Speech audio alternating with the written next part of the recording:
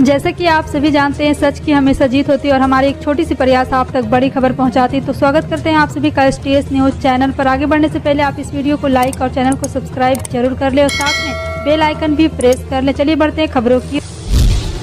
बता दें, mother dairy ने दिल्ली NCR में दूध के दाम एक बार फिर बढ़ा दिए हैं। फुल क्रीम दूध 1 रुपये प्रति लीटर और टोकन मिल्क 2 रुपये लीटर महंगा हुआ है। मदर डेयरी के फुल क्रीम दूध की कीमत 63 रुपये प्रति लीटर जो अब 64 रुपये प्रति लीटर कर दी गई है और आपको बता दें कि टोकन मिल्क की कीमत 48 रुपये की प्रति लीटर से बढ़ाकर 50 रुपये प्रति लीटर हो गई। हालांकि आधा लीटर पैक की कीमत में बढ़ोतरी नहीं की गई और नई कीमतें सोमवार से लागू हो गई हैं। कप्तान हार्दिक पांड्या के नेतृत्व में भारतीय टीम ने T20 सीरीज के दूसरे मैच में न्यूजीलैंड को 65 रनों के बड़े अंतर से हरा दिया। इस मैच में पहले सूर्य कुमार यादव ने जहां शानदार शतकीय पारी खेली तो वहीं दीपक हुड्डा की लाजवाब गेंदबाजी ने मेजबानी टीम को पस्त कर दिया। टॉस हारने के बाद बल्लेबाज करने उतरी टीम इंडिया का टॉप ऑर्डर बुरी तरीके से फ्लॉप रहा, लेकिन फिर बल्लेबाजी करने सूर्या ने बताया कि क्यों उन्हें टीम इंडिया का स्टार बल्लेबाज कहा जाता है। सूर्या की शतकीय पारी के बदौलत टीम इंडिया 191 रन बना पाए। गुजरात विधानसभा चुनाव में मतदान से पहले भारतीय जनता पार्टी को झटका लगा है। सूरत महानगर पालिका के पूर्व पार्षद और ड्रेनेज कमेटी के चेयरमैन सुधा नाहटा ने भाजपा से इस्तीफा दे दिया। बीजेपी से इस्तीफा देने के बाद सुधा नाहटा आम आदमी पार्टी में शामिल हो गई। आप पार्टी के प्रदेश अध्यक्ष गोपाल इटालिया की मौजूदगी में उन्होंने आम आदमी पार्टी की सदस्यता ग्रहण की। आपने सुधा नाहटा का पार्टी में शामिल होने से स्वागत किया है। आम आदमी पार्टी ने सुधा नाहटा को मजूरा विधानसभा सीट पर चुनाव संयोजक की जिम्मेदारी दी है। हरियाणा पब्लिक सर्विस कमीशन की ओर से PGT टीचर के पद पर बम्पर वैकेंसी जारी हो रही है। जी हां, आपको बता दें कि जारी नोटिफिकेशन के अनुसार PGT टीचर हरियाणा कैडर के कुल 3863 पदों पर भर्तियां की जाएगी। वहीं मेवात के 613 पदों पर भर्तियां होंगी। ऐसे में जो उम्मीदवार इन पदों पर आवेदन करना चाहते हैं उन्हें ऑफिशियल वेबसाइट hpsc.government.in पर जाना होगा। इस वैकेंसी के लिए आवेदन प्रक्रिया ऑनलाइन ही आवेदन कर सकते हैं। इसमें आवेदन करने से पहले वेबसाइट पर जाकर नोटिफिकेशन भी चेक करें। राजस्थान में चल रहे कांग्रेस के सियासी संकट के बादल अभी छटने के नाम नहीं ले रहे। हर दिन किसी गुट के नेता द्वारा मोर्चा खोलने के बाद कांग्रेस की कला बढ़ती जा रही। ताजा बयान गहलोत सरकार ने वन मंत्री और सचिन पायलट समर्थक हेमाराम चौधरी का है, जिसने एक बार फिर सियासी पारा चढ़ा दिया। चौधरी ने 25 सितंबर की घटना के पीछे जिम्मेदार नेताओं पर जल्द कार्रवाई करने और पायलट को जिम्मेदार देने की मांग उठाई है। मंत्री ने कहा कि 25 सितंबर को हुए घटनाक्रम के बाद राजस्थान में कांग्रेस कार्यकर्ता और आम जनता में अनिश्चितता का वातावरण है और ऐसे में शनिवार को बाड़मेर में मीडिया से बात करते हुए चौधरी ने कहा कि सचिन पायलट ने विपक्ष में रहते हुए पार्टी को फिर से जिंदा करने का काम किया है। ऐसे में पायलट ने मेहनत की और मेहनत को देखने उन्हें जिम्मेदारी देनी चाहिए।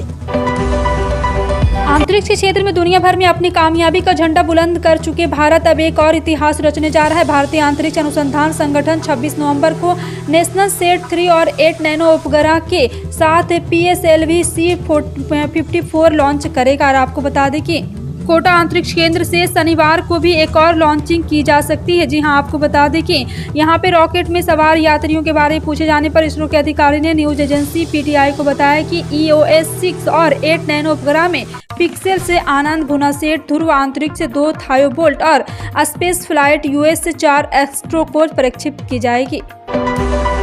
शिवसेना नेता संजय राउत ने रविवार को दावा किया कि राहुल गांधी द्वारा स्वतंत्रता सेनानी VD सावरकर की आलोचना ने कांग्रेस की भारत जोड़ो यात्रा के कारण पैदा हुई सकारात्मक ऊर्जा पर पानी फेर दिया है।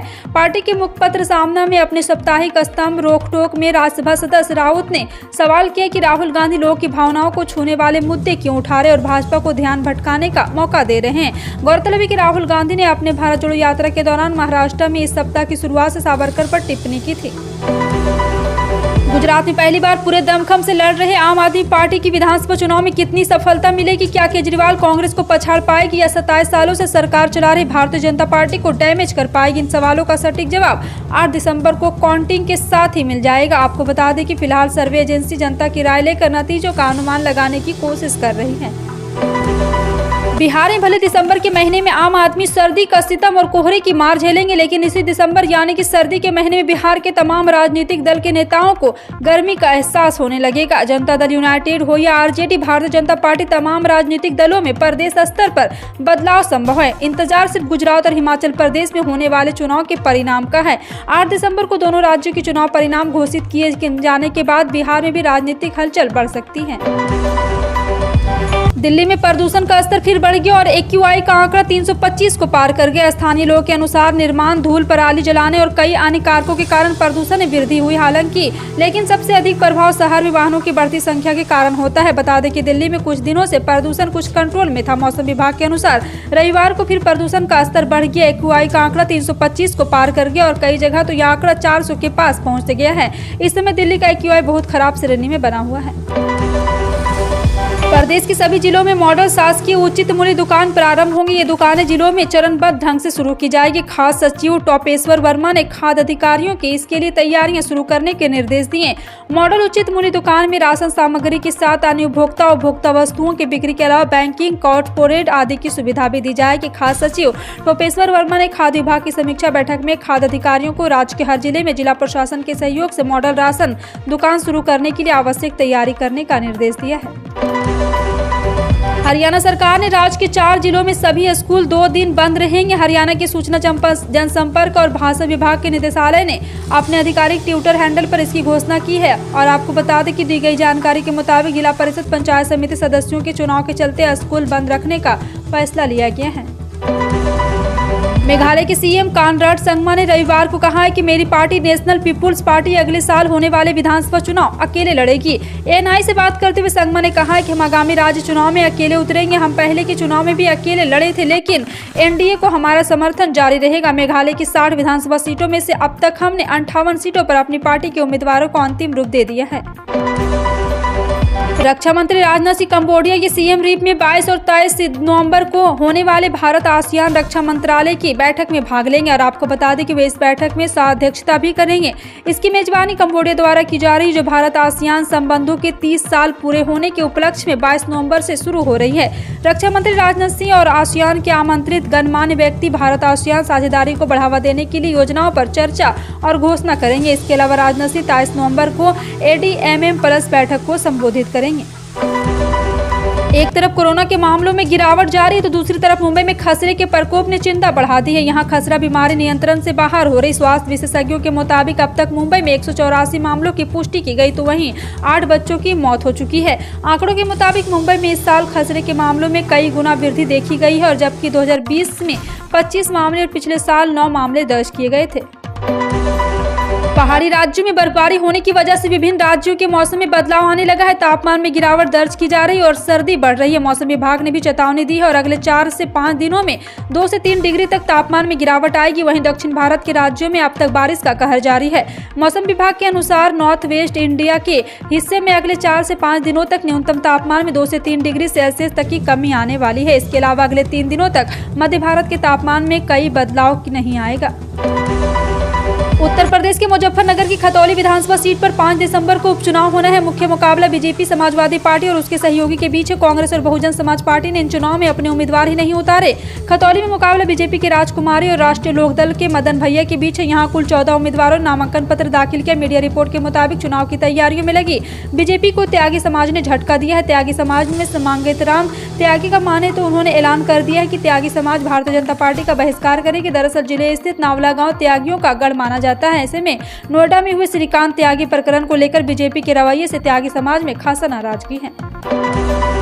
क्षेत्रीय भाषाओं में मेडिकल की पढ़ाई शुरू करने की घोषणा की गई थी लेकिन अब केंद्र सरकार के इसी फैसले पर सवाल उठने लगे हैं। मेडिकल की पढ़ाई हर तरफ हिंदी में शुरू होने के डॉक्टर का मानना है कि इससे सिलेबस पर प्रभाव पड़ेगा। डॉक्टर ने कहा कि मध्य प्रदेश सरकार की हिंदी में मेडिकल एजुकेशन देने के फैसले से शुरुआती में ग्रामीण छात्रों को मदद मिल सकती है लेकिन इससे उनका विकास और जानकारियों का दायरा गंभीर रूप से सीमित हो जाएगा। केंद्रीय गृह मंत्री अमित शाह ने हिंदी में मेडिकल एजुकेशन देने के लिए मध्य प्रदेश सरकार की एक महत्वाकांक्षी परियोजना के हिस्से के रूप में पेश किया था। MBBS कोर्स के प्रथम वर्ष के छात्रों के लिए अक्टूबर में हिंदी में 3 विषय की किताबें भी जारी की हैं। पिगलेट में निवेश करें और 7 महीने में 1.5 गुना पैसा कमाएं और यह आकर्षक टैगलाइन और जल्दी पैसा कमाने के लालच में रक्षा कर्मियों सहित सैकड़ों लोगों की गाढ़ी कमाई डूब गई है।